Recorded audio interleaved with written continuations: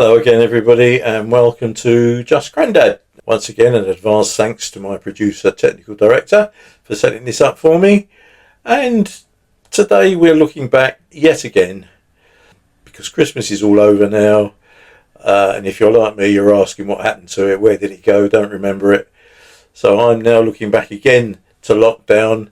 As you remember, some of my poems are about lockdown and the COVID incident.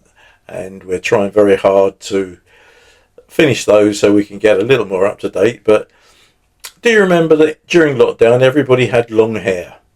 I think it was something to do with the fact we weren't allowed to go to the hairdressers or the barbers.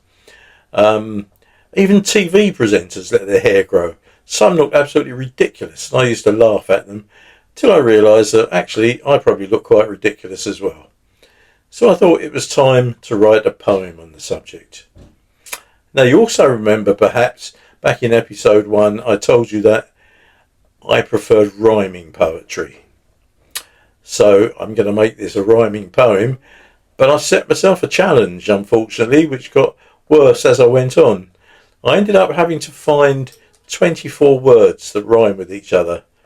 Now, you can be the judge of how successful I've been as we do the poem entitled My Lockdown Hair.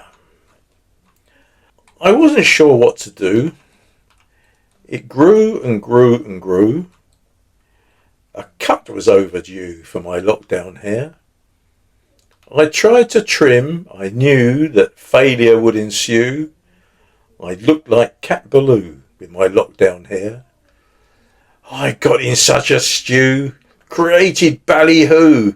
My wife tried to subdue my lockdown hair. I used so much shampoo, it really wasn't true. The money that I blew on my lockdown hair. Discussion was taboo. 'Twas worse than having flu, far more than I could chew, my lockdown hair. But Boris and his crew, the barber band withdrew, so life can start anew for my lockdown hair. So now a date's in view. My barber I'll pursue. And I'll be there, thank you, with my lockdown hair. The time, it really flew. Anticipation grew. Hooray! It's done. It's true. My lockdown hair has gone. Thank you. And I thought today we'd have it. That one wasn't really long, so we'd have one more. Now, at the time of recording this, tomorrow is New Year's Eve. Now, different people celebrate bringing in the new year in different ways. My most memorable one, I guess, was when we went to London to bring in the millennium. Thousands and thousands of people, couldn't find or see anything, hard to find anywhere to stand, hard to find a loo, and when you did find one, after an hour you came back and we'd missed the Queen going past with all the fireworks. So yeah, it was a really wonderful time. Different people, as I say, celebrate in different ways. When I was young, my mum and dad always used to have a lot of people from the church round. And I'm sure they'd have a party, but I was so young I wasn't allowed to take part. I had to go to bed, supposed to be going to sleep. But there was so much noise that I found it hard to go to sleep. And I used to really wonder, and that's where the title of this poem comes in, I used to wonder what really did happen on New Year's Eve.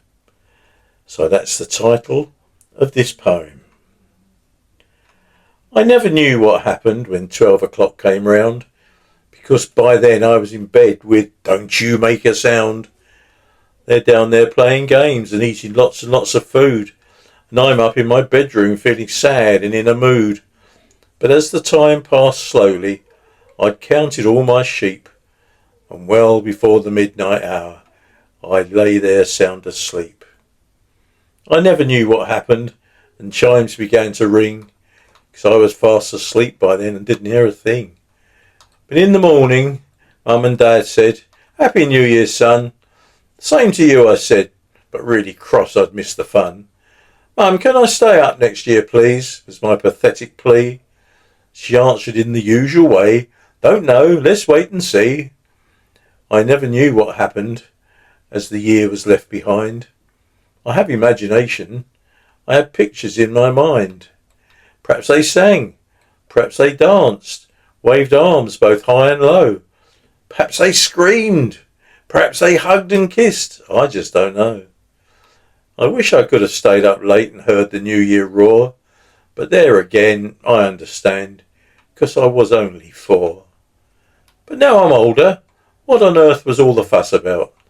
It's only seeing 1 year in and seeing 1 year out. And though I never knew what happened back in days of yore, I know that what was being done is surely done no more. We've come full circle. As an oldie, I have often said, I'm far too tired to sit and wait. It's 9:30, so bed. Thank you. However you see the new year in, have a good one and have a very good new year. Don't forget to do all the things I normally ask you to do, to subscribe or like or other such things that my producer understands but I don't. But I'll see you again shortly. Thank you very much.